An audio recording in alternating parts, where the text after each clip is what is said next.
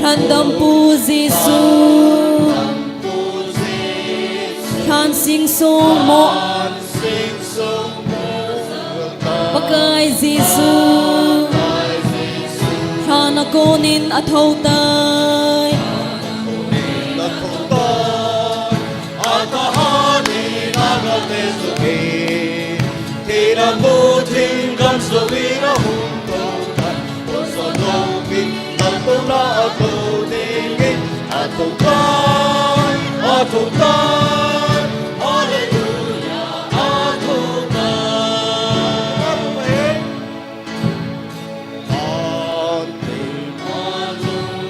Khandam pu Jesu, ni hung rong ding nga in, bakai Jesu, khana konin athau tai,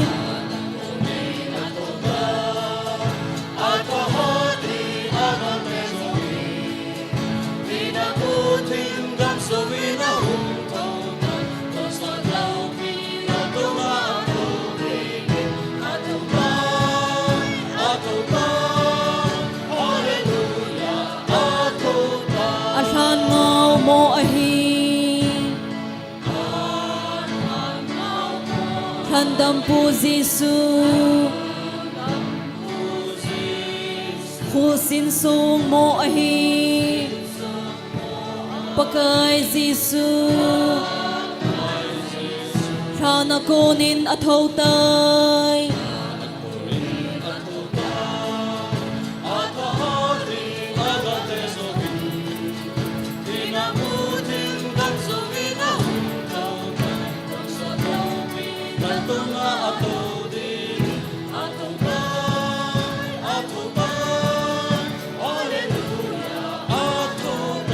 Hinan ahen zo boy Randampu Jesu Han sing sung puzalta Pakai Jesu Rana konin at hautay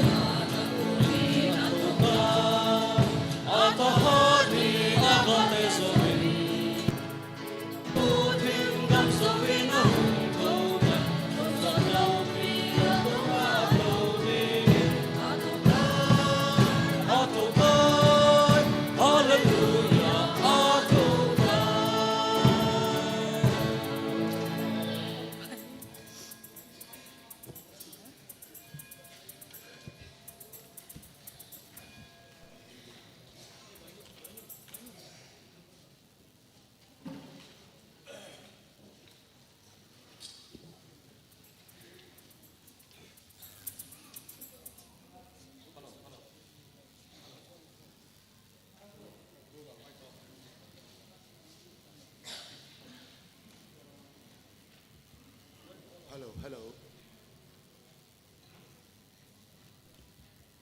Shailin. Hello. Bonwin Jingkah Houkhom. Asar so ma he lung set ta in. Nage yuwa na changwa nang lut ngam lobu jong le. Asar so nain puiteng long win lang. Hilanga chote tama din lo de. La ang mi som ni to the na lai. La mi thum to the na lai. La ang mi ni to the na lai. Langang hu mi sagi to the na lai lung set ta in za cha powitin ati toma anunga din tu setana he amasang lang zo nuitin lung set ta in na chang se wa nang lut ngam lo ji diu ji achu asar sikoya hin asar so nain puilu teong le thanom ta in ke kalet ai tai min ai puile le tin gelwen lang kelet sa tan hung lut no chutele amasanga ito diu pathian thu nom tai ngai diu he thank you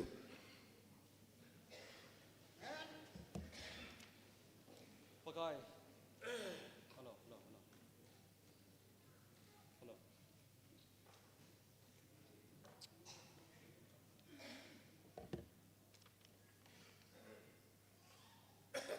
hello pakai thokin na Jingkah ni lopi ta imo sawa papathin thangwai nom han lang pakai phat na cho thanin ana samkhom hete ke dingin pakai phai ka hintia hala phat jo sen hintiuten phat jo sen katia hala ke dingin pakai phai hintiute ke dingin pakai phai phat jo sen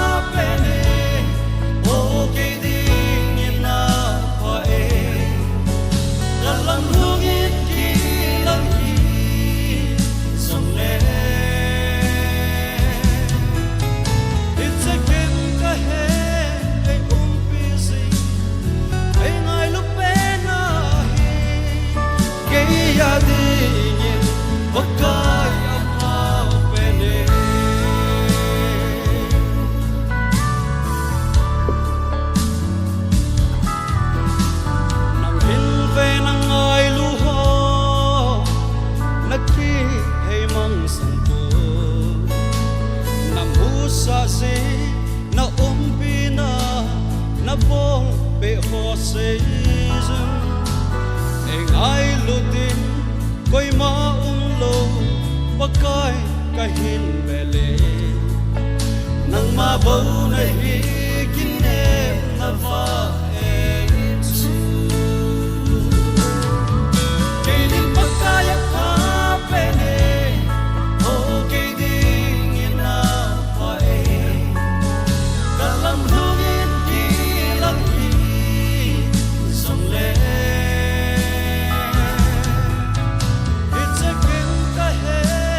e busy e ngai lu pe na hi ke ya dingin pakai apa pene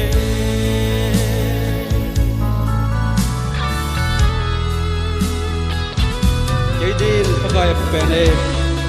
kalam hungin kilang zo hi song le it's a hikaheng ay busy e ngai lu jing hi ke ya dingin pakai apa pene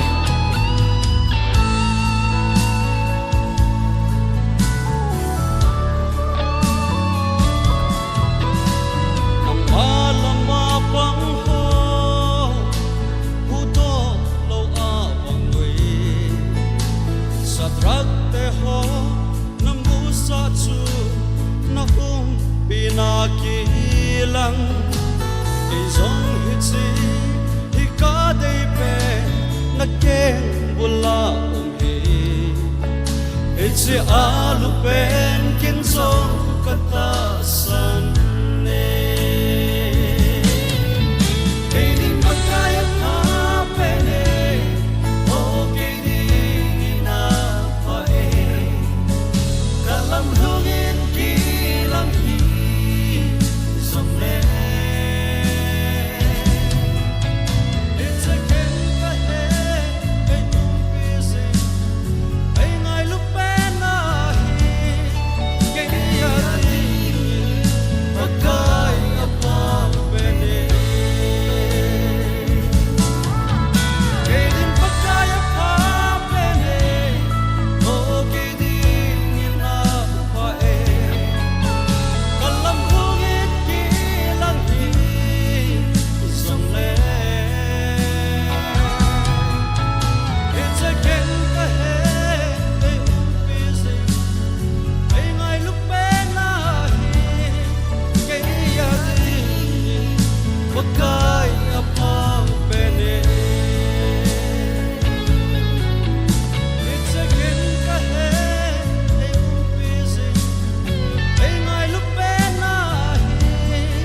ke ya dingin pakai apa pene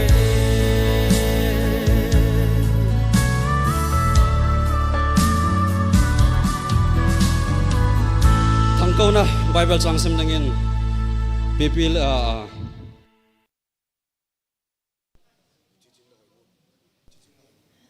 chising la hoinu kain kove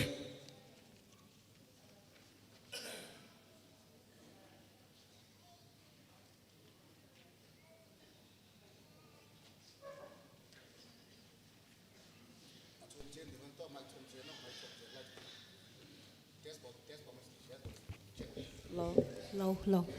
Check. Tu Jingkah phana Bible chang kan sim do ding chu hile Matthew bung som ni lage changa changu hin hi jiwan til chun mei ho chu en hovin aza uwa nang ho ki sahi un izi nem iti le thingpe la ki tha Jesu chun hol hi ka hen mai ama hi ko ma tapoi izi nem iti le ma sei bang chun athau do tai hungun lang pakai lup na hu ve tawin solcha bungni somni la thum somni la li athupi thagau theng hungkum somni la thum ama chu pathenin agel tu sa le hek masat sa bangin pedo in aumtan hi le nanghon dan nei lo ho khotnin thingpe la na kyan be un na that tawe somni la li ama chu pathenin thina akan chu asu thla pe in akai thautai thina in ama chu atu den hoi a hi lo ze in pathen tu theng sim do an ho pathen in phathei bo pe ta wen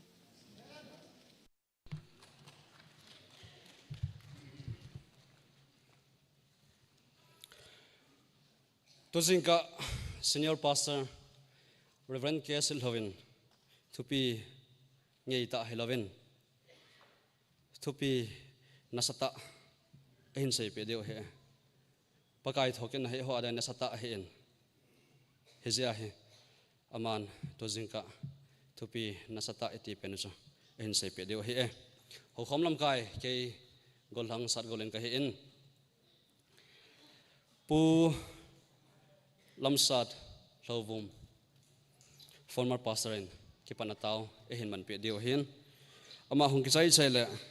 wa chaila sa men society ho enaki got pe oventin chuban le thupi hung hiding hi thupi kisai chaile secretary pan phar hin mangin ten tengle thilto hol hando in pu thangjang lovum home evangelist in hung pangin ten phat chaina mi pila sa khom he alam kai hon hen lam kai ten mi pi ta khom na hi pu pausat Sitlhou a chaina hin sem pe dio hi pakai janan bon chawin kun so ke vite olo pi pen Jingkah pau ha chunu pathen pakai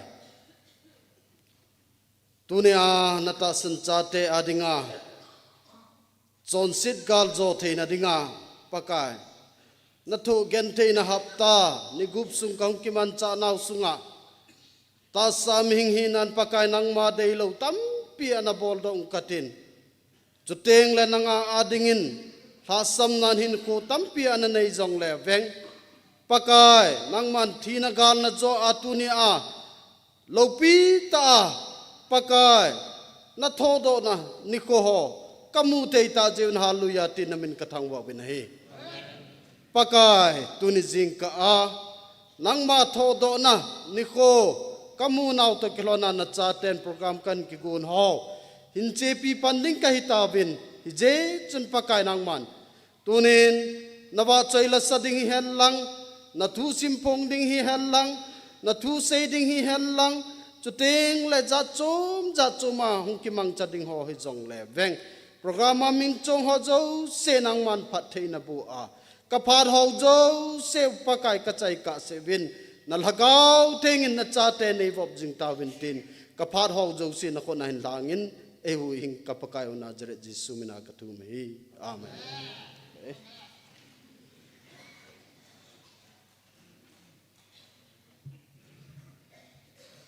men society ho la sadangin ko ve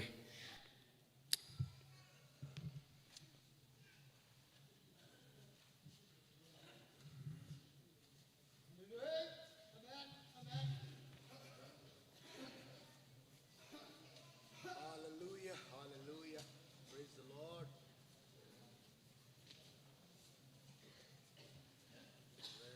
Very good.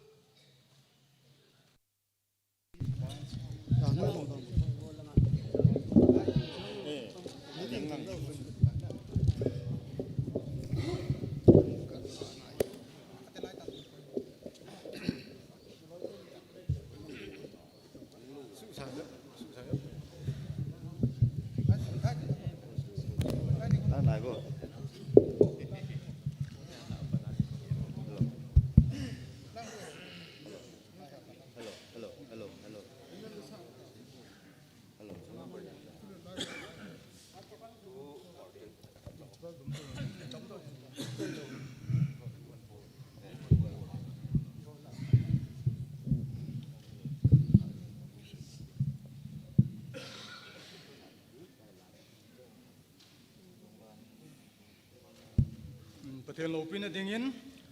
chungwan mong kun that saten la sai ki kan sa diu he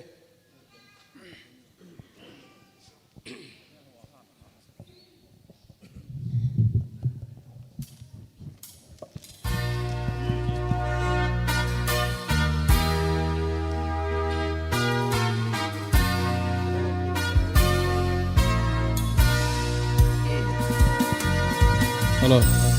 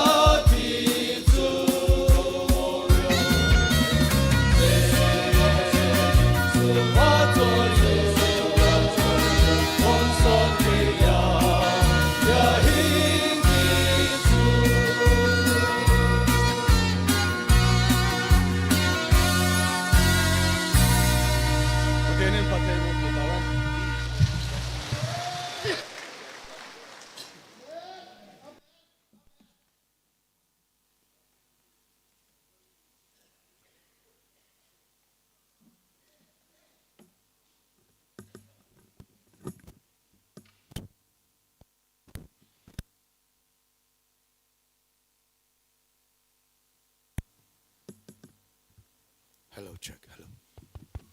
Hello.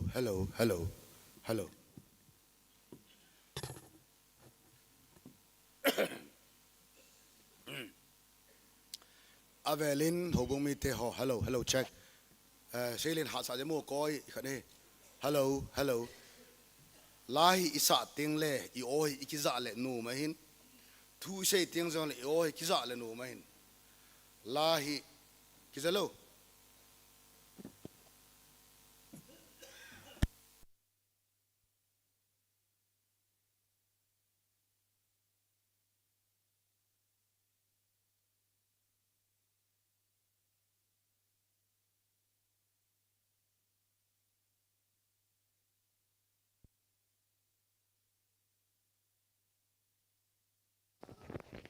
Hello.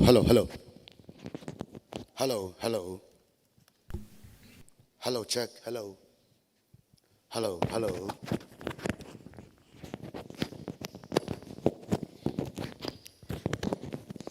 Hello, check. Hello. So bite ho.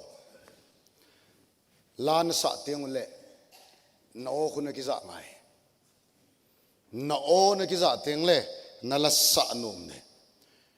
Len khoma khu. Nom tiang le no na ki za lo wa le nom lo de. Mi pi la sa dong I o ki za ai le I o angai lo thil cho ma hin. I o ki za le I hal kya le no me. Pathin thu dong I sei tiang le I o hi ma ni ki za tiang le no me. Ya to sound atupi dan hi. Sound system. Ho in tupi ho in lane ho. Ho in lane chuteng le city ho khu sound I mean lak nga sumasulu na sound hoi ta asu to in chuteng le operator ho zong train engineer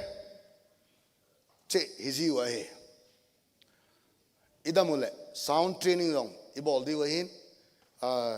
kalunga ka ge le hin ai pele boat na sei commentin bonin zong pamo sapontin sound training zong ibol di wa sound training to operator pu pastor hi ke ading hi pon pulam san ading hi pon pu tonglu na ading hi pon pastor ding zong train ki bol diu to bible sim ding ho zong bible sim ho zong ko na za chom ki changin tin zong le phat khat le che Motbung Baptist ai pastor kong hi ding hi alo la hilanga Motbung Baptist mong hi zong le leadership pastor ding mong leader ding mong nang ji go te teng le ni khat teng le hi che Motbung a zong hi che Motbung khopi to ma qualified pastor khup thang theo chi ma chai poi tong lun to chi ma chai poi ti na pha dongum de lam sa toy ma chai poi tin pha dongum din cha ding a chu na ki go diwe tabanga chu mic operator rong se de lena se ai pon ya chu mission rong lam chon se ai pon chokidar rong tongkyang se ai pon diken rong amo se ai pon Motbung kopi pathena tong da ji go so kai diu ya chu sound training rong ibol diwe sound training bol diu chu teng le sedilin ki tho feeding ngai lawal ama absent le boarding sound training long one day sound operating training ibol diu imado se qualified hi diu pai ta kana sedin up to date hi diu hin tulai lei se di global village akititan global village banoi hi continent lane ta country lane ta cheteng le hitabanga chu gamla pita ta hi wanga hi ikhot phanga hi village khosunga ki mu to banga hi ikhot phanga ki mu to thei so ke ta hisun global village ati wanoi khoi ti nai masanga chu hithilowai tai wanoi kho jong italo global palm te tau na và nói khut phèn thì khut phang ta dong hi che pathen tu ka sei a khut phanga ve adim set ma vai pathen ka thang bau nei ya chu zani yong chu khulai lenga ki pa tu sei to goma chuteng la dang golim dinga family khat hongin ama hoi tu ni khwa hi kalsong di wai tan mun choma thao nom le zengin hi tabang live stream nen bolu hi ki pam le zengin Motbung ho na ka kai tai ati theu chu hallelujah paten thangwai no men mun chomam wang ma ho un kai hi ho un kai jivin paten thu ka ngai jive ati chu aji chu tu Jingkah ka se khadya ni khana se ma oh festival Christians to have festival Christians khup thangin tu ase zia naung ai pon ho un pung agin zia naung ai pon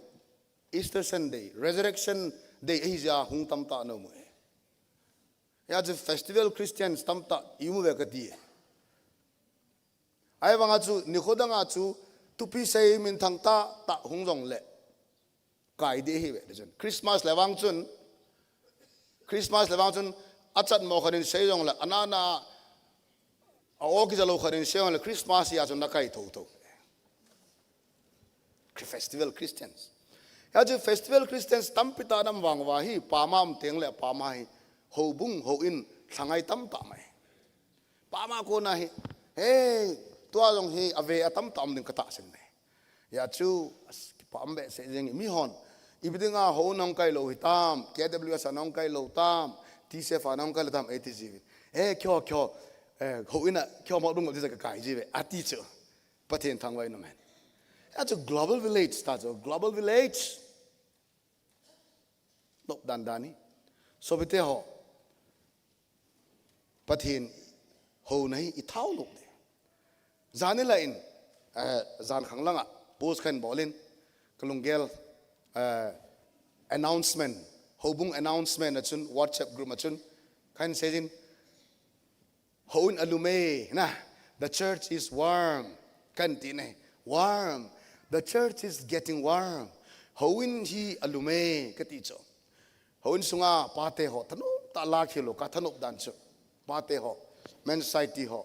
chudere tu sunga camper sa jaw tam piong jaw chu dim se jeng chu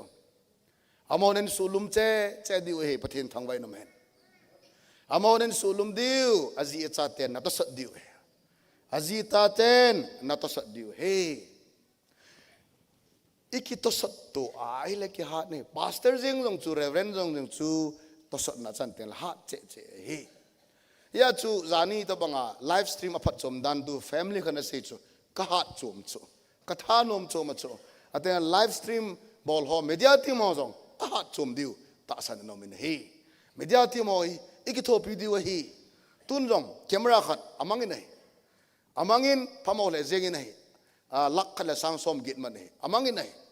hi chong hi pathinin lampi agon ding ta sanon idi agon deam ti chu by faith ipele media team ho lunglai media team camera hi hobung ai poi ke ai poi nang ai poi helunin apodo a mango hung ki pedo a mangowin hepa khan to na bol dau te pastor nong pan le hitawang gele ke te la kong kan gel sa khar apa ka ti assembly ang kilol na ngai lo apa ai bol diwe hallelujah hallelujah ahoy hoy apa ai bol diwe tua jong lak som lu na dinga apa ma le I bol la ki chayin pathin hawai ya chu ai le apa bol tao I bol diwe hi alam pi nante kati ye chen tun jong to hi board of the gen kilol nai special program ho ahungum teng le program nei te chen hita banga chu kipa mana dangka sanga peji ding ti ka kilo lo hin men side ten ni ve program ni nei tawin program ni nei songwa ma wan sanga nga sang som pevin ai wanga hi cameraman tam ta phat live operation bolong ho hai ai wanga hi ye chen as chate ho na te ho kipa me be ga til khoji ta ba koi ma chan jong apa e jong ti jong nam lo e kitil kho kitasat to di ya chu ipidamule kum kim assembly teng le thil khadi bol di we camera mang jong thil khadi bol di we chu teng le ipi bol di wam jong I bol di we pathen mi te I lo di we I chip lo di we pathen ahawa hausan in mun gel to hen lang disen bol hen lang homung lam kai hon pan kin lain lang hoin satau te kitele cái thil man ten kum yam khat asa wa tu ya asa chai lo wen hon kum ni sungai sa chai diu amen amen nata san lo kum ni sungai sa chai diu chu ai chu pathen hawai chu ahau pa pathen ei pe diu chu ai wanga chu amun ki su lo la ya to la ya ve tang gari thai jen jun jeng ho hun kai kai yeng oi ai pe le ki pao me ikai diu la lai ki kai den lang upgrade ki bol han lang ipi bol the mam ai lo wa le chon di don le ki chon han lang sado te kum ni ai sa chai diu kum ni ai sa chai diu kum nga lut ngai lo kum som lut ngai lo ai chu pathen hawai pathen hau na chu milung sunga asut teng le koi macha again the lo be pathina dinga achikat do nom cheu sei ai wanga pathen ilung sunga thu sei ngai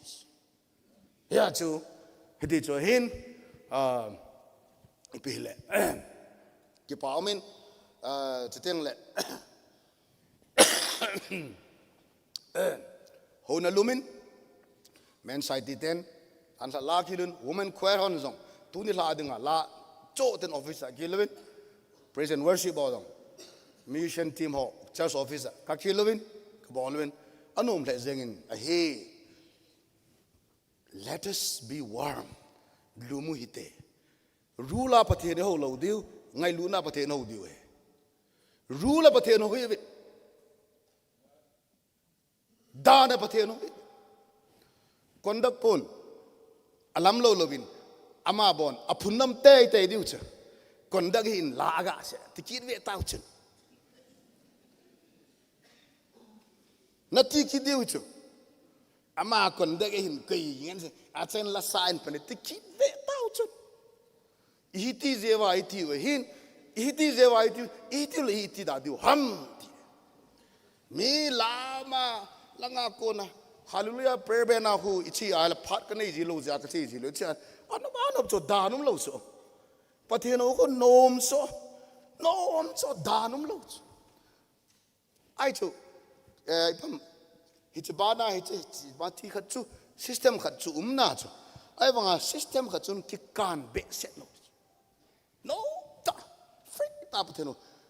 ho in jong ipungu ma pata get take ta thoa del ngai lo pi nom ta kai de tao pung siong ken ma ka sa na la hin ai wa di ken on ei that di chen vin ha ka te pung ge le chi kai na la ka ti cho ha ka te ei ta bang za na i mu lo na tong ai lo wa la thil bol ki dim set cho ma ho za na ma ta i ma nin ka ai mu the lo mo na wa ha ka te om da ta ka ti he na jokes apart heti cho hin ipihile tuzing kain ani ni ona ong kai pe de ye chun ibol gol la khat akai lo khat akai in ani ni ong kai pe thonai ji chun kaga ko do nomin school ball hiong le bakai na tong noma evangelist adinga assembly confirm in a ball nga lo ye chun evangelist paula li tuzing ka pana lungsetan ama sanglang hong tole chun ki pa mente please ngai lu na zala pu paulal ngola hong towen chuteng le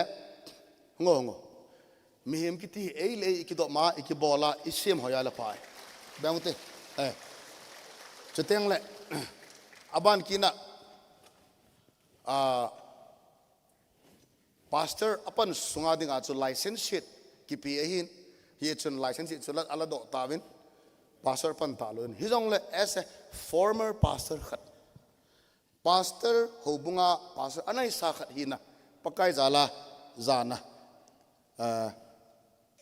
ipi nomun chuteng le pathin minin pulam sat amadong iko dawin hon kai se ma sanga ong to dingin pakai bin katim please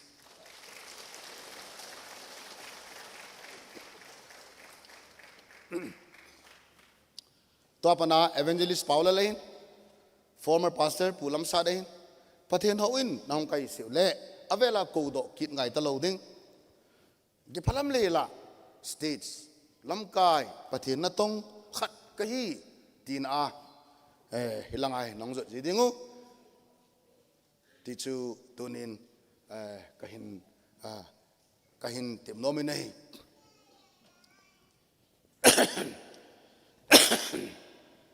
aban kina sopi kailin thang MD an chaitan Women's Society 10 sponsor bolwa MD an China hin hobumi ten jong ikipapi no movin board of the canin ajigelin a graduation chu ko na dong sei pe bi na ma ki che thei pon ana ki che hen lang la amuna chu congratulations ki bol da hin so pi kailen thang tunin ama hungdo hen lang hobungin I het pe we bible sim khat hi nahi chumana jong mabana jong akitil ko be ama higher study ache nom di ham ahilo wale ministerial udam ama thu in tin patin aman cha jing beneding art beneding yen lang hilanga hongding do in tin long se ta in assistant pastor pun congratulatory gift khat hong pele ki pa please come Chujanpura Trinity College ama MD acha hin ikipa pive ko bang take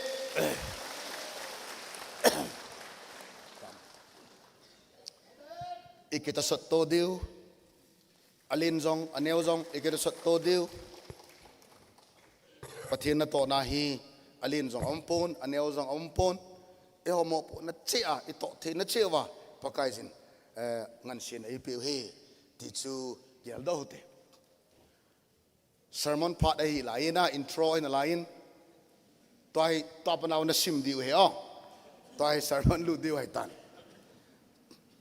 chiga lut ken ma sang win tuni len khom e bol na dengowa ite hin arrangement pai around in bol da ta hitin ali chu len khom hi hoin wang chu kai te te nga hin len khom hi athanom lo zong amin athanom zong amin anom chan hungin tin anom lo zong kho de pon da na hi pon ong khom khamin hilanga hi lai to wa langai lam kon la lam kai diu chuteng le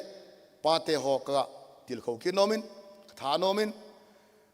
Good Friday ni achun camper so pa te kema pang ho chu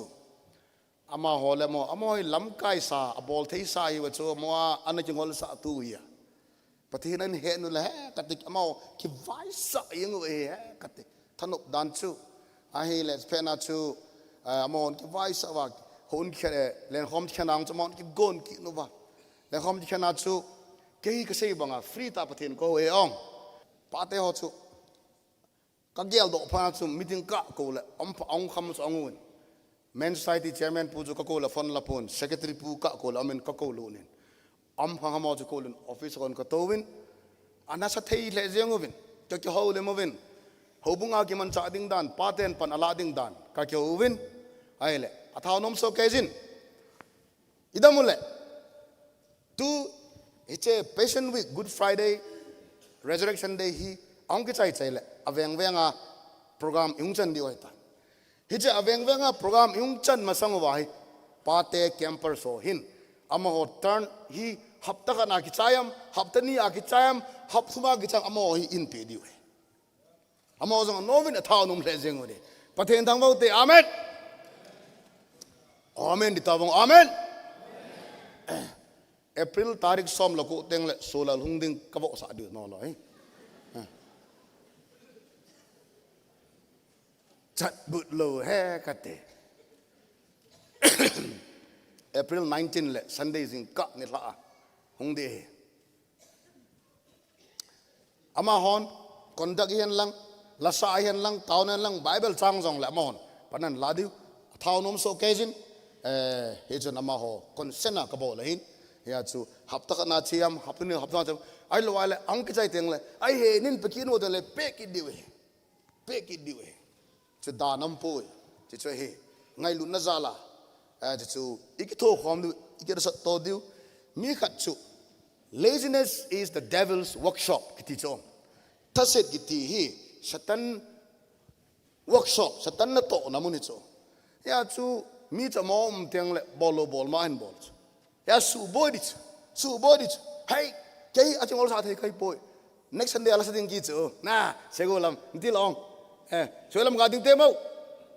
sẽ làm khót đâm không mi pi cà phê không hallelujah hallelujah nó rồi sẽ lùng hang mình lăng phun giống leo chun ama cái xem phật lại cáiประเทศcái thằng vậy này ya chú và nói lấy set izat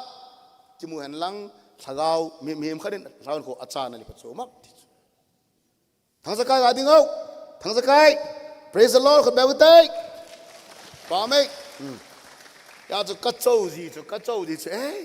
pastor Pramila edin dok satan ki at ngol sa the kai pui ti ngai chu ni kana good Friday ni achu testimony ka sei uchala wa no dance testimony ki go lo piu ki go lo vu am ken no ama ko ma ka sei pe lo ken ong gel ma sat lo ka sei banga pathe no hi samlat ta au de ka ti banga ki got lo na alami pi khen ko na chu holim na kai ne ya khan se ya tua hi che hin ama hin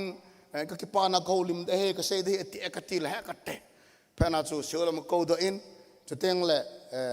kambing thang boy pu thang boy ga ding o hallelujah ga ding o khot bang te ama hin ki pa me drug addict ka hi na a ni khat la ka cha te iti ka kahil dam tunong ka ki o mo ati a pathina confess abola mi pila a holim nei chu kalung thima chun ka ki pa the ka thirong long ka pathen ka thang vai nei chi chui bau chu lai tu pita ngei ta tan sei hitin la ngei ta sa hitin ho in tu pita sa tin thaga hu do lo la ya pa chu ma thaga mang tai hu do chu number 1 mangkyang adingo mangkyang kai mangkyang yes dang te pa mi ama ho tu mi se go lam to mangkyam to thang boy ama ho tu mi ka ko le mangkyang chu ain khwa mi la ki ti holim khalo ain holim mala ikimu to le pa ji lo ain chini a chu pa ho ki dang mong hi cho sei chao tin khen long len tu ni pathe na don thing set tai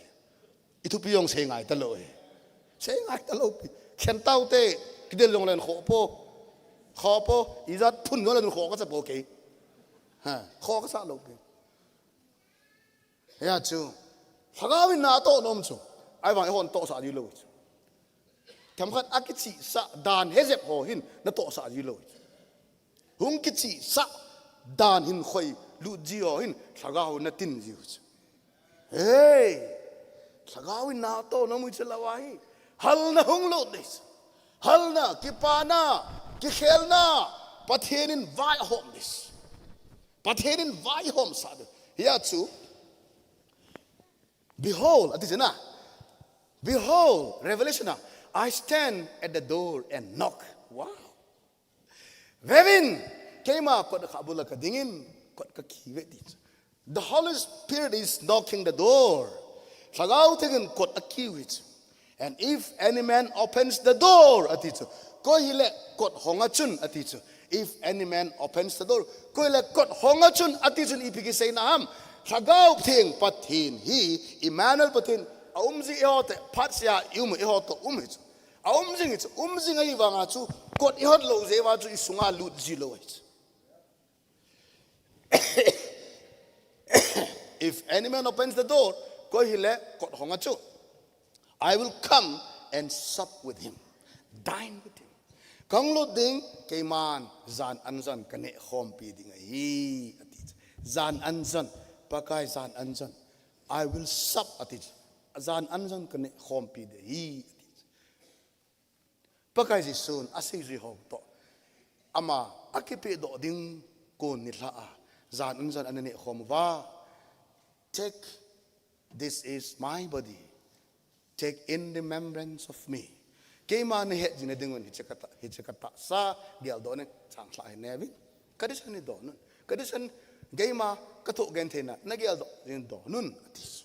Ya chu hitabang chu. Kristai pats ya ehoto ne khom ding le don khom dinga sagau theng buthen khom pathen nang le keito ne khom dinga don khom dinga good sizing in hon itin ziu hi nang le ke iwang se hi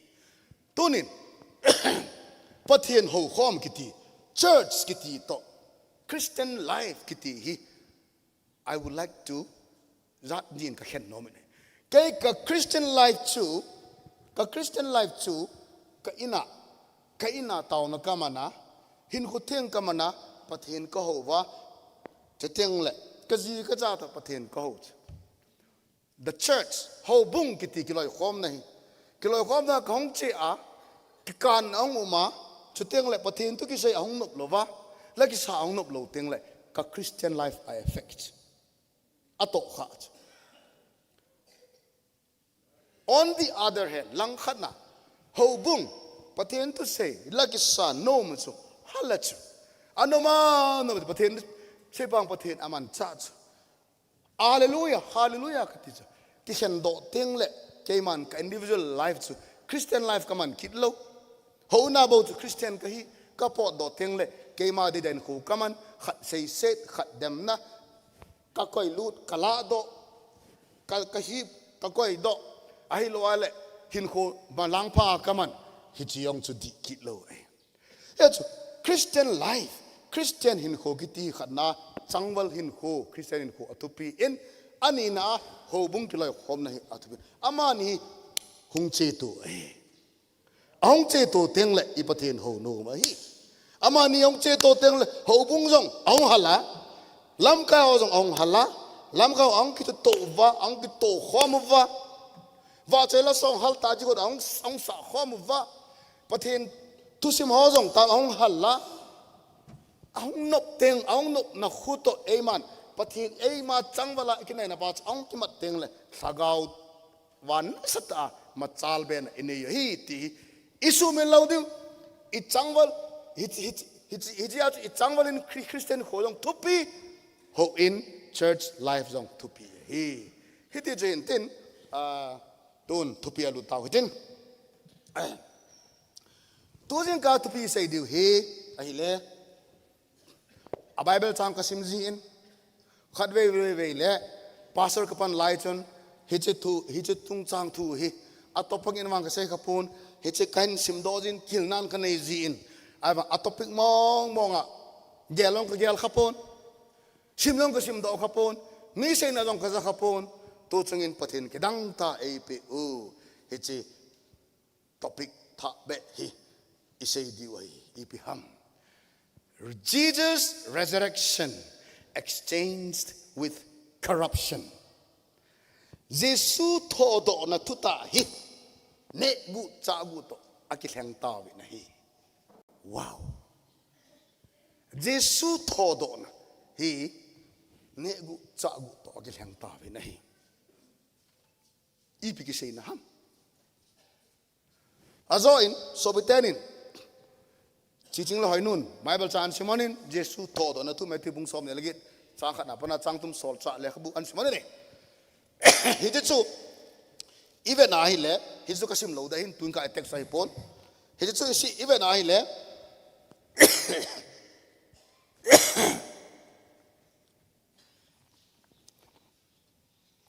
changli na chen and the gods shook for fear of him and became like that man. Wow. But the angel answered and said to the woman, do not be afraid, for I know that you seek Jesus who was crucified. He is not here, for he is risen, as he said. Come, see the place where the Lord lay. And go quickly and tell his disciples that he is risen from the dead. And indeed he is going before you into Galilee. There you will see him. Behold, I have told you. So they went out quickly from the tomb with fear and great joy and ran to bring his disciples word. Jingkah mata Mary Magdalene Mary thana chi hona chu ahile hicha chu than hu chu na kyong ta chu ahile hicha guard ho khung sepai ho security ho. They shook for fear of him and became like that man. Kitingu va athibanga kitchayong wa Ibizin ema ochu ni Jesu chu anggu do lo na dingo ba. Jesu ana to say sa ni I will be resurrected after 3 days and 3 nights. Ni tum jan tum zowa kathodo kidi ati hi amoin alungwa agel chu. Hi chun Jesu hi athodo kiding hi. Azole ama athodo hi ama na say hi a fellow na dingin a say zihon. A say zihon gumange winte tina hi God ho hin anga chu. God ho hin anga hi ko ham amoin anga wa hi pon. Ho lam kai ho nang ho tabang tyo tabang dan tu choi ho hin inga so ho lam kai ho elders priests high priests Sadducees on anga sa wa anga sa Rom lam kai ho Rom spai ho hilo pich hechi anga sa pango hi tu la ya dinga ho lam kai ho deacon ho reverend pu pastor pu evangelist pu ho lam kai ho hin anga sa hai le changa sa chu hai le angu do lo la mu lo ai wa song kitang do a han thoi pha no ba chu kitchawal ta chu kitchawal wa kitang lujek ta chu pakai he cha chu vantilin kichai un Jesu chu he is risen thodo ai ta chỉ được tiền pa sei po tin idam hla sei di wa hi ale athodo chu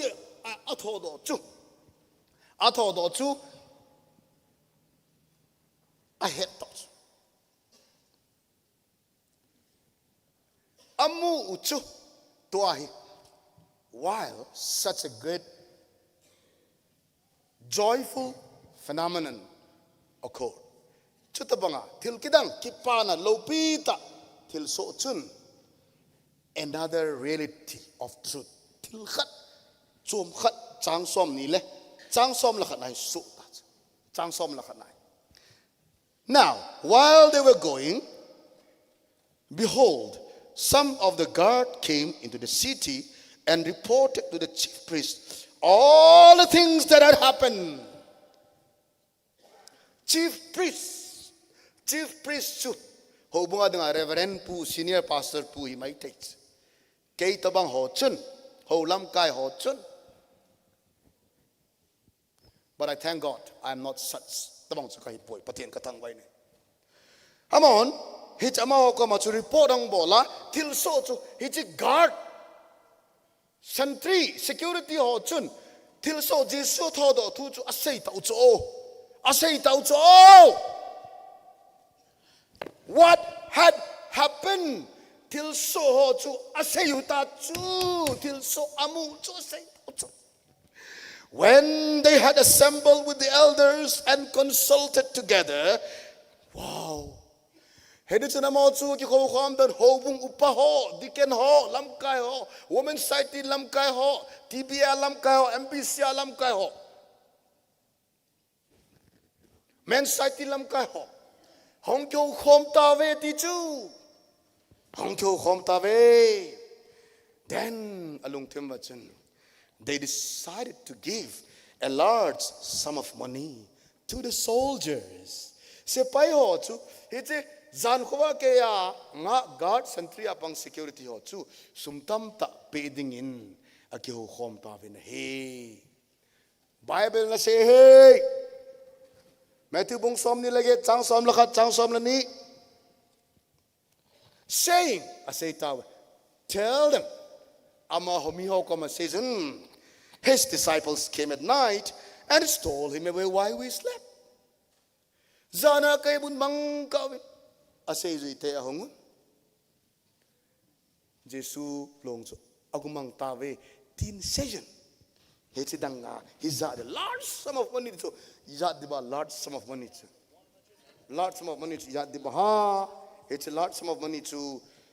crores and crores and crores. It is all too dinga. Apewa ahile pitam. Let's see their response. Adon bunu chuga beote. Amodon bunu chuga beote. And if this comes to the governor's ears, we will appease him and make you secure. Vai hom pa governor pa thua za hong lu na hitabang nehguh chagu aki bole ti thu elo theloi ahong so ale don't worry lung kham mi we will appease him kion ama chu kalung hlai sa diu hit ama chu kalung hlai sa diu ka zo diu hi dikeno impo te ai mu ve pathen thu gil gil ta se khadi bonjan ding so keu te bonjan ding te hallelujah hallelujah hai hallelujah hallelujah hallelujah tau tau te hey pathen thui phat bi biak se ya na chi kumlung kya ka se ki lor ta pada cha ngai tau I mu he ai le ya chu hey he thui complain hong a hi le ke hon thu nei vai homo ka su lung dam diu ka zo tho tho di atis ha ha ha ha ha ha adon but now chu chang som langa so they took the money he didn't sumcha kilaun and did as they were instructed aki say bi bang chun na hey say ji hon aki bang chu ati atis and this saying is commonly reported among the Jews until this day tu nagejin judami te lai tu aki say jinge ati ya chu judami ten nama chu Jesu chu asan thelo but he came unto his own John bung khat chang som lakhat kapen tha na Bible chang akati pate camper so kapen tha na Bible chang John bung khat chang ko apna chang som lakhat kapen tha na khet chen my assurance of salvation huina ti he took a say panamo jong alunga khang he came unto his own amita dinga judamite ahong dinga honga ewa judamiten asan lo way but koi hile amata santan asang zo se chu he gave them the power to become the sons and daughters of God pathin chanu pathin chapa hi thine dingin thane na chu apin he chachun keyong kaza veda hakila hatuna assurance of salvation ton sona ding dinga detta krista hu hingna chu kani aita ki ka testimony ka sin tu ni jangin judamiten thangphonga akala individual in asang umjong anama chun zamiden Jesu chu asan lo wai kasobite ho the truth of Jesus resurrection Jesu thokit na ta chu corruption to kisela chu a khela chu al set ni chu hilaya hi ni sei dus khadna hi holam kai ho sei holam kai ho chief priest wow chief priest yo loi chief priest you cho yo reverend oi chief priest you cho elders deacon ho cho hobung upa ho cho he cho ho hi amo phamo mas pe nei amo context ai wang tunin ho ipamo po ve pathin thangwai num hen phatjang phat lo diu hi sorry phatjang phat mo lo diu hi ipamo po vin phatjang phat mo lo diu hi ai wang hi cha hi to the extort ball to the help pel go hi koya ki panaham the so called the chief priest and the high priest and the citizen the elders holam kai ke ti ho ako nahi pathin tu ki help pel tunin Motbung hobumiten wang pathin lung sedim I help pel povin ai wangin help pel povitin a help pel hobung lam kai tam ta ma society wa halaga sagau theng hungo a khago a hobung lam kai tam ta umahichu social leaders tam ta umahichu church ga da lautin social life ga chilut ki ni ta ngai so kai zevin what is the church and what is the society the civil society what are the differences tunin tuto lenta kanai no me hichelai crop bolovin lang parachan viral sata media team hon church ipia MYC pia, Hausa pia, Church pia, Kotu pia, KSO pia, TSA pia ham. Church pia, Women Wing pia, EBG pia ham. They are of different entities, but they are also the same. Entities, ama aminu akiva hom now zat som ava kibang towet. Ibiza kibang aham. Church ahungo to Christian, MY Shalom kong Christian, household on Christian, MY TSA on Christian, a bunch of Christians. A Christian he now to how in says I podo God zewa he. How in about Christian catiding organization to my eating a Christian bang mangdi. But they long say na till asodung dia kalensus to 23 kuma April May tarik li a kalensu a ha chu ke solam ka hall so ayati Iloi gol ket piki say ya chu kaga hall so kaga hall intin ipidanga chi hije thu hi milong to at some makai noya hije peace rally na ball la ipra tu na ho bo hi mele to ho bo tai ball ham ti se tinga kaga che chu ka pona ji a chu ka kin lang lo chu ka holding a ko chele e ko lu no ba to I core committee sem du nang finance anapan de iti ta finance ada pandai ti tau so core committee adinga finance adinga ipan sa tau so kyong kanok ta hey sum long tam da hin reven puchin sa di he tiu so awa sum lo e sum ka ki raise tu a kare ka tu no nei pe ki le ke sum ki pu do ai le ong ki chain ai le iri chun tiso wo chun ong ki chain ai le ibid tam phaya dong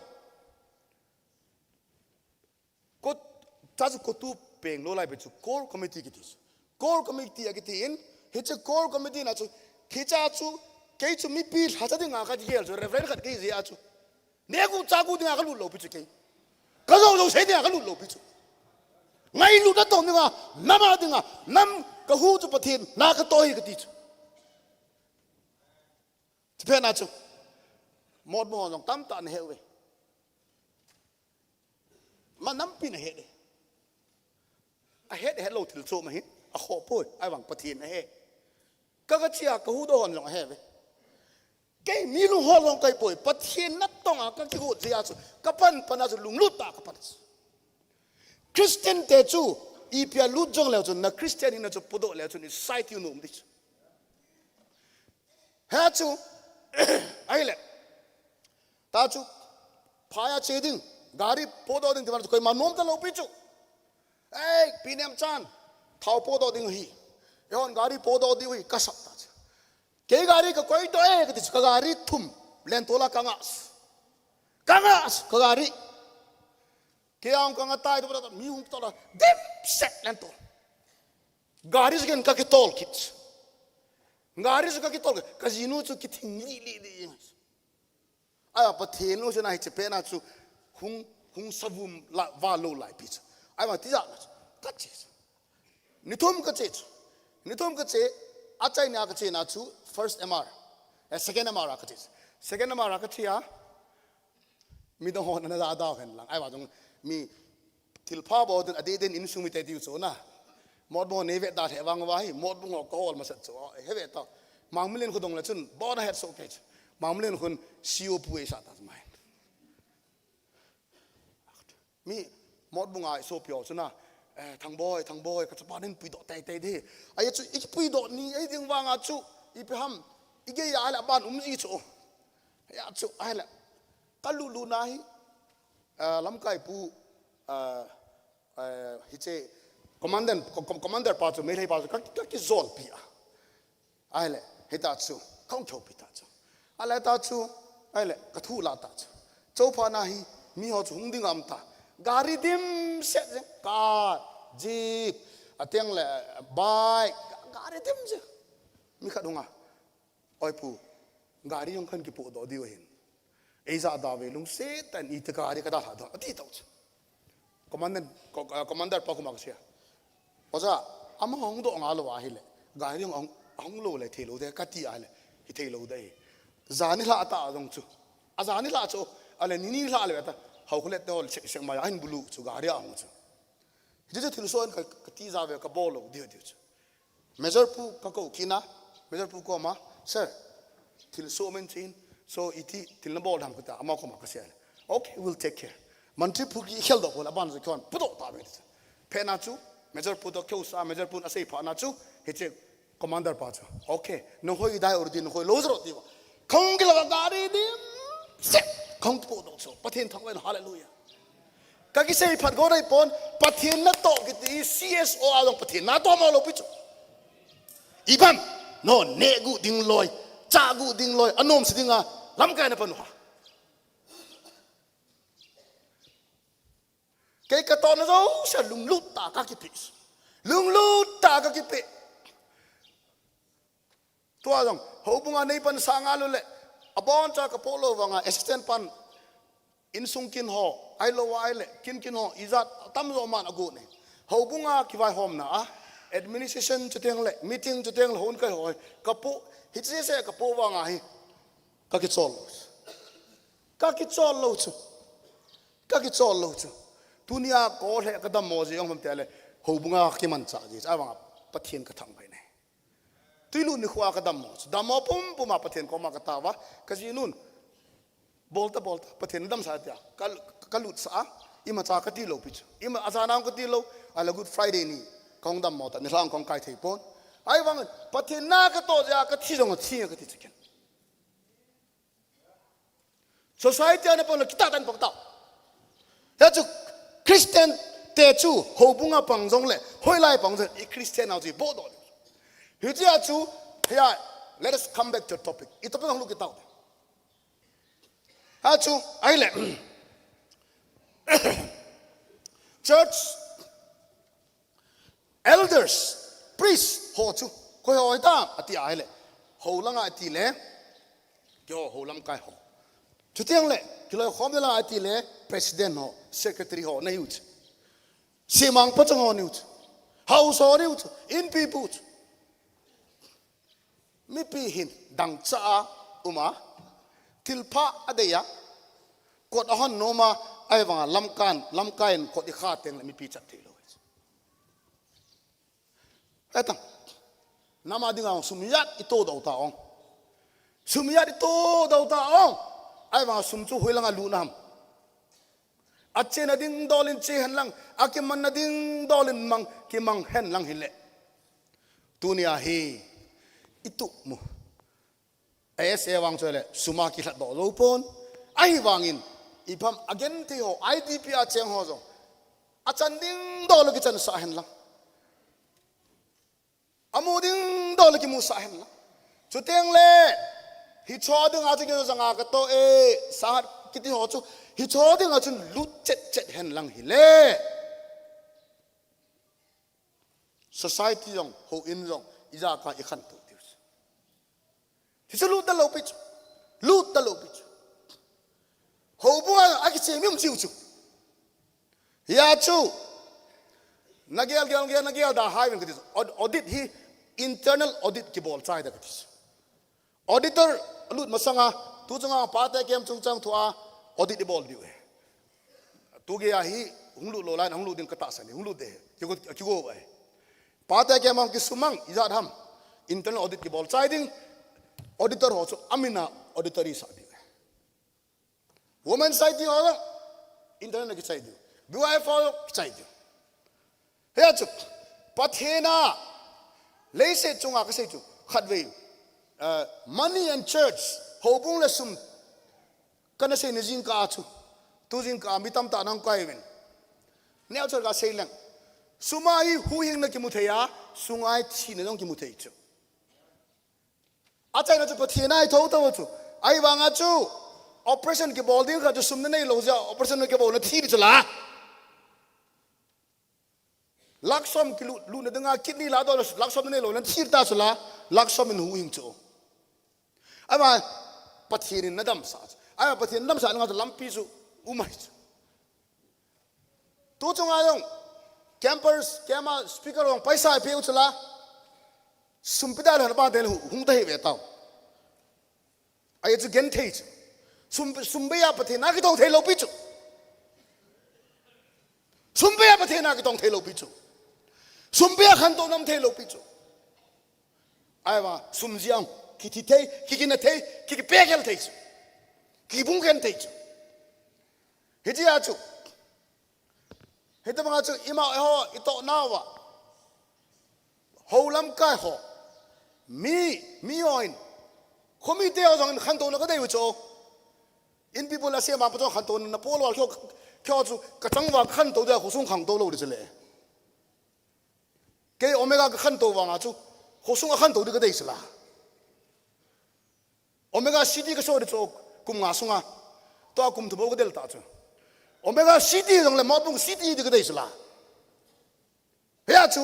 in people asia ma to komiten ho house on ep development plan le diwam ta sa thagawa people da agon ngai sala ya chu komiten akito khom ngai sala ho bunga longi ho bumi te o hin pathena no mu thunom ta ho dim se se na kai no mu chu present worship yong chu hal tai bol lo wa leng de du ai sa yo ki lo wa sa la chola la sa ka ngai no me amol sa cha ngai du sa ati thei chu la ila tu bi sei ba yong chun dau ve win ni mu so so en sein ka ting ai lo wa le pathen tu di sei da lang koi khang to do ya chu mi pi chun thilpha dei ai wa lam kai khuna ya chu lam kai ho hin sumne gu bol to sumne gu bol wa hey amo hin suma ape gu to ai le he cha pa ni pe siam okay akila thanom da akila ta chu ya ota bang no mo na siun ke to nga ding ka te ke lang ka kila di chu na non na kila de te lan mind ball ki da ke sing ka te ka kila ta chu sum che kila he ai thodo bu chu asai jon a chu ma chu ka ti ta chu hita bang chu tam ta ma chu ya chu sumam paule kho kisal ipokena phatchom pi paule zo se yang kho kisal iphatchom pi de le zo se yang phatcho kho kisal adi da la hai the truth of Christ's resurrection exchanged with corruption Jesu Christa lopita thodohna chu corruption to agi khelu ve however ahi wangin tunin hiche thutah mu hozo se so ta thei dinga pathenin hiche hu ina lampi egon pevin tunin nang la kai chu I ho pa do Jesu Christai tuni Easter Sunday lo bichu tuni resurrection day Easter Sunday su se lang sawa de hin Easter kiti hi pagan ako na hong do hin say da witin hiya tuni Easter Sunday hi nahi mi jo sen van noise in het Easter Sunday van noise in het Muslim on jong het hey Hindu on jong het Muslim on jong het ailo ho atheist on jong het international worldwide na recognized Easter Sundays but nobody knows only a few knows resurrection day wow anal tave agil tave vanoi mi dau sen Easter Sunday het Easter chu atui ni ko atui ki homve tau atui ki feta hisen they don't know that Jesus resurrected Jesu thodo kineti hello piuchu but today we call not as it's a Sunday but we call it as a resurrection day hallelujah pathen thangwai no men amen tuni Jesu nang lagi dengan thodo ni ko banner kanata haywa board of Deacon hon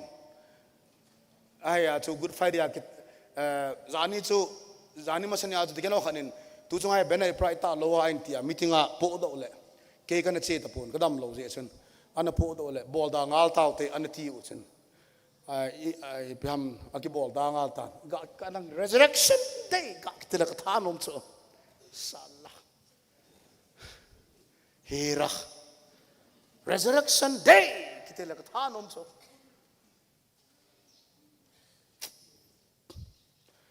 resurrection day โอ้ตัวนี้มีทำแต่สุมละไปเนกุอินอดีโลบอลก็เห็นหลังเนกุอินอามันกิสานลูดก็จงเละตัวนี้นั่งเละกินเฮ้ย resurrection day เยซูทอกตกกินนะฮีนั่งเละกินอิตักสนะมูวังอิมุโปยไอวังนี่ขัดเลยมูดิ้งฮี the man Christ Jesus ติโมธีเละขบัวกิดังดังThere is a mediator between God and man who is the man Christ Jesus. ขัดยองกันนะสิตาจูประเทศตะจิกาปลายดิ่งมีขัดเอาแบบมาจากคำเตะมีเฮมเยซูเอติจู Today we have the man Christ Jesus, whom we will see him face to face one day. The resurrected Savior, the resurrected man, Jesus Christ, the Lord Almighty. มีเฮมประเทศมีมาองเป้งทุกอย่างมีหินลาย The man Christ Jesus อนาเตงากิสุดอตรงอิมูดิวอาหินาเจ้าเสเยซูมีหิมจูวานาอิกิมูโตดิวอัฐโดปาเจฮีฮาเลลูยาปฏินทังไว้นะ No โอเลนตาสนุนทิบเบบูยังเงิน No man can see God อธิจูกวยมาจานประเทศอมุทัยโปยอธิจู No man can see God ประเทศกวยมาจานประเทศอมุทัยโปยก็ไอ้มาจานประเทศอามูเทโลเซียจูประเทศจุโลปีกิดังโมซิยงประเทศตะกิมุตัวเดกิทิ้งยังไงจู No man can see God ฮิเซียจู God came in the form of man มีเฮมลิมาหงามีเฮมฮินาหงามีเฮมฮินา 100% ซักฮัลลาซักฮัดมีเฮมซักฮัลลาละซักฮัดมีเฮมซักฮัลลาซักฮัดประเทศเฮียจูเอฮอนอิคิโมโตปิดิวคูเยซูประเทศมิเฮมอัฐโดปาจะต้องอิคิโมโตเดียวให้ตายฮิเจจินอัฐโดปาเยซูมิเฮมจับปะมิเฮมอัฐโดปาตัวอิคิโมโตดิ้งเตจูตัวนี้หินโคอิติมันเดียวให้ตายนิลาเตียงเละมิสฮิวิน golden chance เยซูอัฐโดตะเละ what is resurrection to you เยซูทอดอนะจูนางาดิงาอีพิฮัมกินละอะไรอิเสดีไว้ตัวนี้เนกุฮิจมีปานลาสมัครนี้สุมตัมตะโตเยซูอามิตตะอามูวันติลินอกินาเซเปอาเฮดชานอาเความุปามุโฮฮิเจGod ฮอจูฮิเจสิไปฮอจูอามิตามูโจเยซูทอจูอาเฮตาโจอามูเกกูวางวาจูสุมอากิลาพานวาจู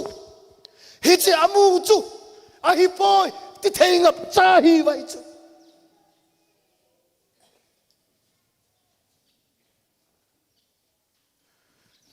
ทุติทุพาประเทศเราพินันมูเกียกัวซุบสังอาณาเจติงเลยพิจารณาลุงตู้เต้าตัวเกมานะซาวัวประเทศฮาวนักไกจูวาประเทศทุกิลประเทศทุเราพินซาวะอีพิจารณาเลยเส้นนบสานันนัจีพานวาจูฮิจตุนักเล่นุฮับมีป้าขัดนี่อะมีนูขัดนี่อะชาเตะยังไงนั่นนี่เฉลยจับฟ้านี่อ่ะจันูนี่อ่ะมีนูมีปากินแบบนั้นนี่จุเล็บอีพิธีงานบสานโตหินขดีนูละปาเสียงไงจะได้เล็ดขมได้เล็ดหนูฮะอีพิธีงานบสานโตจางไงลูกจะได้เล็ดหนูฮะจีไงลูกจะได้เล็ดหนูฮะจีจีอาจูก็ใส่หิจูมีขัดปากว่ามาจูโซปี ประเทศลงตีดาโตน้ำมูขาเราประเทศนี่ชุกกมูขาเราประเทศน่ะโซตันเตน่ะจีนังไงลุล้อมกติสน้ำมูป้าน่ะจีป้านังไงลุเทลวะประเทศติลังหอบซอมเป็นลังเขาอินกายจนน่ะโซน่ะเสียอีกติสเฮ้ยจนน่ะจีนูนังไงลุเล่น่ะจีนูซาลินน่ะจดอนงัตันน่ะจนเสียนันทิลพลหัวดาสานกติจูบังอาจูนุ่มไม่จงจุดบังอาจูน้ำเต้าจูอาจีพามเกี่ยวกับอาจีพาดาหาภาษาดังตัวหินโคมังกูจงตาจูนัดจ้านังไงลุนโลภาษาลินจงนัดจ้านัดจีนแค่ตัวนี้ก็จีก็จ้าดังอาหินบูจูก็จีก็จ้าอากิป้าผลเล็กก็กิป้าไงจูน้องจงตีนดิวจูเด่นฮิตเตียงจูเล่อิมินาอิมูเทอีคนไหนทำเทอีจีอีจ้าจูยังไงลุเทเตียงเลยประเทศก็ไงลุยเตลตาสันเทตัดนะฮันน้ำมูขาลุประเทศก็ไงลุนี่ที่ว่านั่นสินักกาซาจูเลสัยคนนกตาน้ำมันเทน่ะอะไรจูประเทศนี่น่ะโตเจ็บตัวนึงก็สบิเตฮอสุมละไปโตอากิเสตตาเอฮอนจงอาบังอินลำกายฮอนสุมุนาฮอนสุมละไปโตอากิเสตโนเวนอาบังสมุนาคิมฮิจงเล่นบสานามุตอิกเซตตาวินอาบังอินโจลนาตัวอิกเซตตาวินอาบังอินทิลขัดเนี้ยชาดิจงเล่กามูเบดิงะกาพัดโจมเบดิงะ personal benefit ดิงะอิกเซตตาเวตัวนี้เยซูทอดอันนี้คุยอัทอดช่วยให้สุขแก่จูเวไอ้วางอินอัทอดฮิอิเจปีวาทุดีอิเจปีดิวอินปีดิวอัตุปีเอตัวนี้kita rin ko manguite resurrection day Jesu nang lagay dinga huhing pu nang lagay dinga hung thodo pa Jesu hi thangwa utin ama dinga ki pe utin ite ki pe diu ham Jesu chu athodo ta le itin ko kaman ning ham ila teng le kimuto ta hote pathenin pathibu hen lang taw na chom cham manguite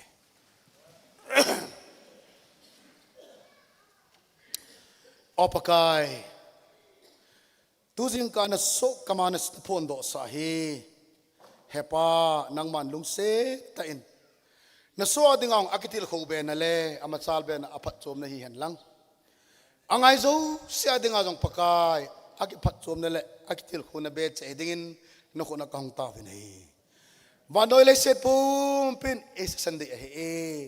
ama resurrection kiti he ta ko ta san low head jong head low resurrection day Easter kiti chu anit nu ve a he ve ai wangin Jesu athodo mong eti a sang low lai tam ta om tunin hobung mi te ho ong kai ho jong hin hitabang din mun chu kam kha wale tunin he che thudi na thulo pi Jesu nang ma na thodo kit nai ka het ge gu nang ma ngai lu na ka het ge gu na phat no het ge u nang ma na lo pino kamu ge guwa ai wanga lese nop sa na to kam kilet diu hi heche god ho banga sepai ho banga sumla pai to kilheng banga khong hi kha diu hi pakai kyo dinga anan tunin lam kai ho jong kita nin kho kaman bewa hin kho di ka chewa choteng la pakai mi pi te hon jong hin kho di kana thagawi nangman kalungwa kot non hi kot nakiwi kahonuwa kalut sawa nama to ke pol khomjing thre du nei pan pi taven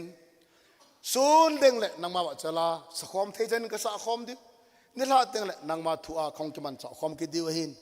nilum ga je nei pu je bela tu ni ni kho he che resurrection day a hi he pa koi tom khanin hui na mu thei ding ron along sunga thu se jin lang hui na mu sa hi a hui na mu sa nangma lung de a chon lo jong le nama lung de a chon be jing ni ding nangman phathi bu tan Jesu Christamin kong tawin hi amen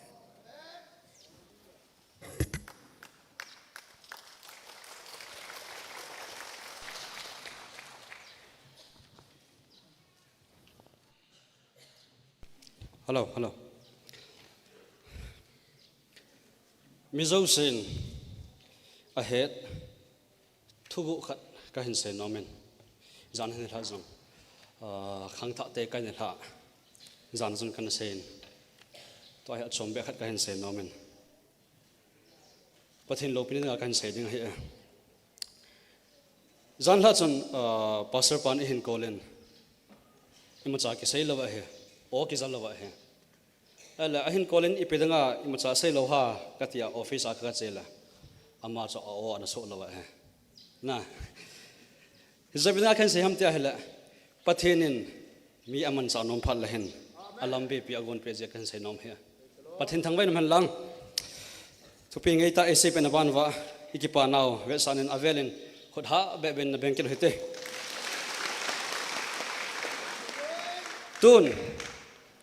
ฮบุงสกัดที่ป่าพัดเปียวหิตินสติงเละปูทางจังโฮมEvangelistsทิลตัวหัวฐานโดนเห็นเปียเดียวเหี้ย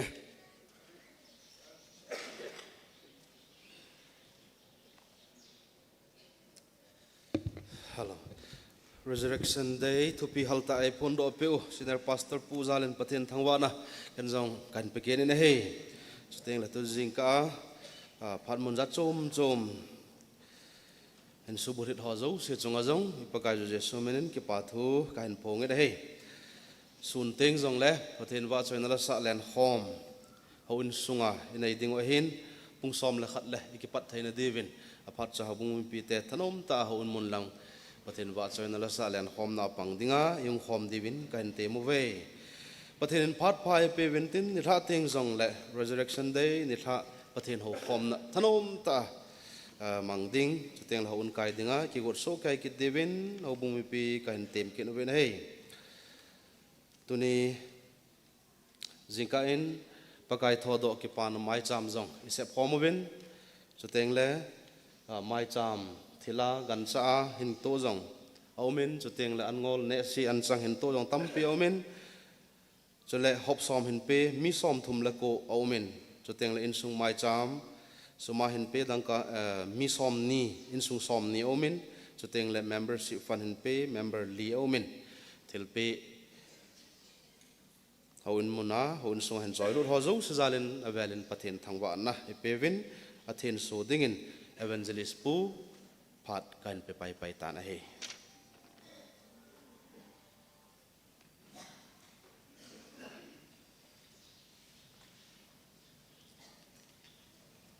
ประเทศทางวันนั้นหลังเปวินชุดที่ละนักกิเปดิ่งว่าเฮมินสอนจ่าแขกโลจ่าแขกนินตินนาออบมาว่าเละเลลาในสุนปีดิเฮประเทศนี้นะทวีมา2 ปีหลังเต่านะจำจันเราปีจงลงเป็นลุงเสดกับประเทศตัวจริงก็คดีว่านาทีนาทอคิดนั่นนี่เราปีตะนังมันในมูสาวานางสงกันเบลว่านาทูเราปีตาเตวนว่าใจลาเราปีตาเตวกันไงว่าเฮปะนังมาว่าใจนักให้ในนาวบานาจงฮิจิฮอเจ้าเศรษฐกิจหนานัดจัดเตวบงมีเตวในพัดไทยในลุงเสนาวอักิดังinเราปีเอปะเราปีโอ้สอมาขัดมีสอมทุมละมีโกไม่จามามีสอมนี่เมมเบอร์สิฟันมีเลียหงลุเนจิฮอเจ้าเสนพัดเทนะจังยิงนาลาจุเวนนั่นเป็นโลปีสังตันกระทำวินีตัวจิงกากดีวานาทีนาทอกินนาจากิปานะโลปีตานังมันในมูซานาอุติกิลนะกกิปานะจาลวาสอมมาขัดยันลังไม่จำทิลเปแต่เมมเบอร์สิจิโกเกี่ยวเสฮิโลก็คิดพัลนะคำว่าสุมเล็บไปนะไม่จำบุลากันก็อยู่กันจ้ากันก็ทิลเลโลกันก็อยู่จุดเต็งนะเฮปะกันเอสิดิวอันจังหัวจังกันโปลุนนับพัดเทนสิมเจ้าเราจำตาในจันเจ้าลุนมินโลปิสังตันกระทั่งว่าวินีตัวจริงกาโซมาขันเห็นโปลุนหอ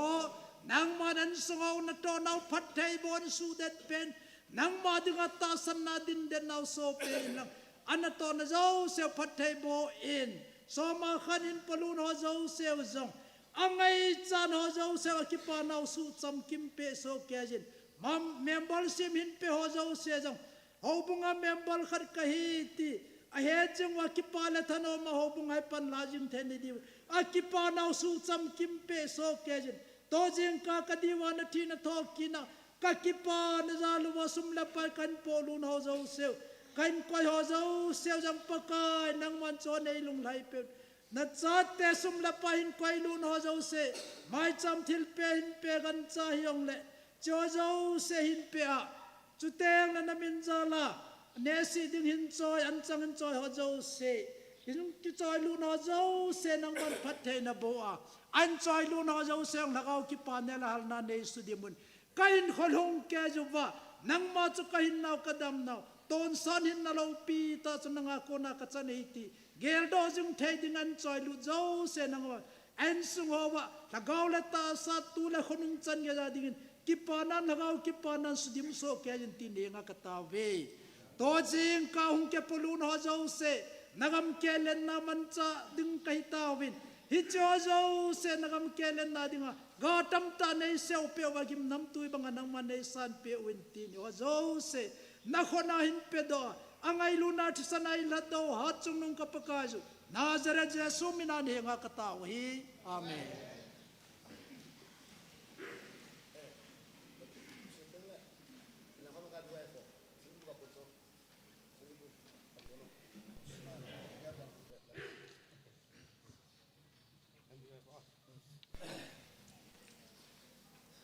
Sun ting le wa choi na le sa len khom ho un sungai bol deu hin tuni len khom lam kai di MBYF ho heding hin MBYF ho thanom ta mi pi pathen wa choi na le sa len khom lam kai dinga ikigu nuwa ipan se devin a chainan kan te mowe kagi pa e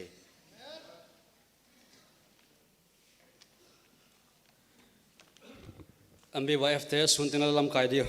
ding I heaven koi ma thentum ompon kaki pa e tia hichi lalam kaya pang nom chan chu welcome hi zenge pipi taw khomna azoding pu pau sat hen tun lalam kai ho hongding to bentin la hal taina na sa khom kilo hite to Jingkah conduct ka bol na de sa walja se khel bol khel pathen minin kingai to moite Tupi to ketuk dengan la number zakat le som segi lagi pakai tahat panin hanu na thuging chan te me pen nugel bin sa khom te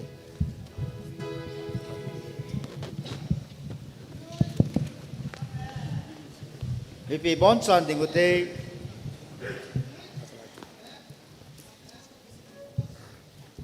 hello say it hello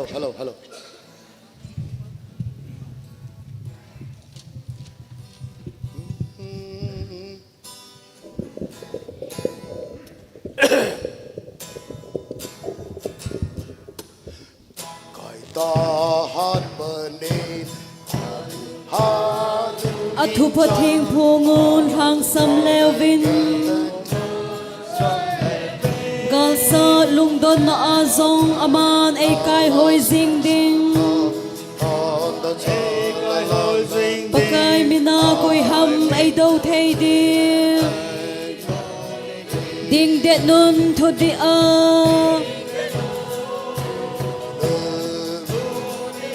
leng thu pe ngai zon gal zo na ding pakai choi at na dingin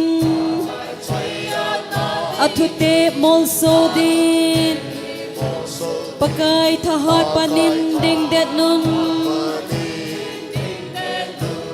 pakai thahat panun ha nun athu ging chan gal masanga ko nung zam kit loading ama na ko ma ding zing ding naga sat hu ding malam noving athahat su panun ding det nun thu di a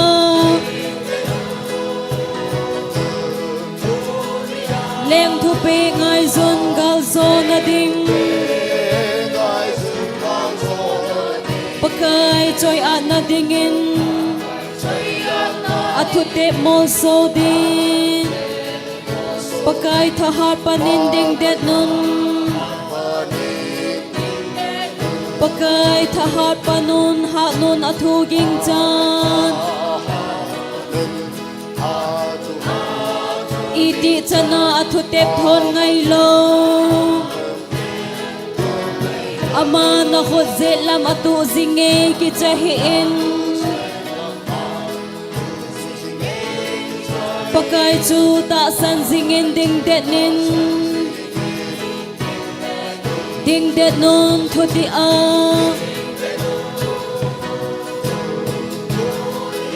leng thu pe ngai zun gal zona ding pakai joy at na dingin at thu tep mol so din pakai thahat paning ding det nun pakai thahat panin hanu na thoging chat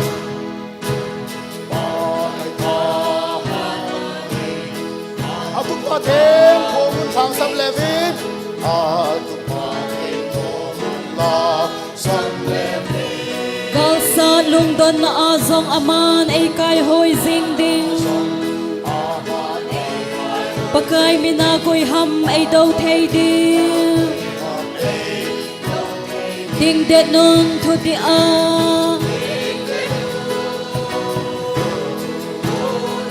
leng thu pe ngai zon gal zona ding pakai choi at na dingin at thu tep mol so din pakai thahat panin ding det nun pakai thahat panun ha nun athu ging chan gal masanga ko nung sam kit loading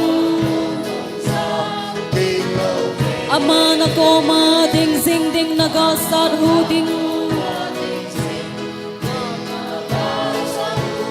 malam novin athahat su panun ding det nun thuti a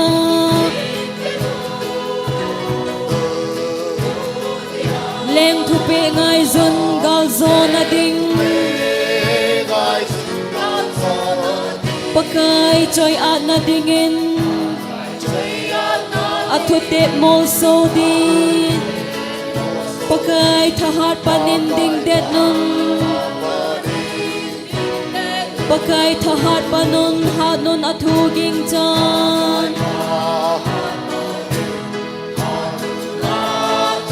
iti chana athu tep thon ngai lo ama na khot zit lam atu zinge ki chahin pakai chu ta san zingin ding det nin ding det nun thu ti a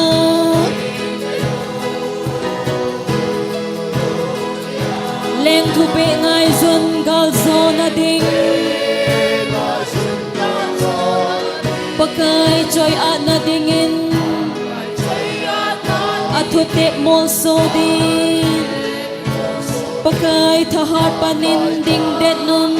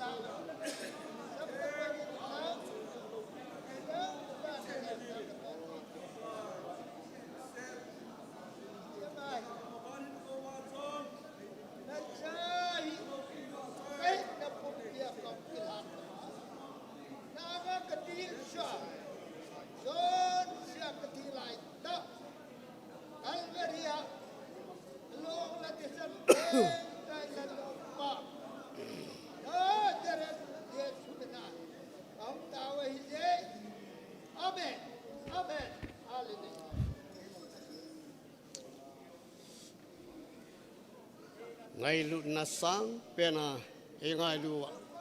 sunung pena om hing sing kapau pathen tu Jingkah na hachapu ako na pakai nang mai 100% mihim nahi a sura 100% pathen di ta nahi na thu chang kazawa ke ho jong ahing lai chang se pakai ni khalla ka thi dingu ama wang ko no kazawa thodo-kuki the dinga na thu lo pi ta ni za sa nau chunga ka ki pawin namin lo pi sang tan kan thang ban he ka phal ho zo siang ka sai ta win pakai ka chai nu wa jong lang thinga ka thu khom nau ka tang khom na ho zo siu ya hi lo thina cham kim na pe win ti a phal ho ka chai ta je wa thang wa na lo pi na nang ma hin pia malam kan kho wa jong e pan pi ding ngai sa hi ja na cha pakai Jesu mina ka thu khom he amen. Hallelujah.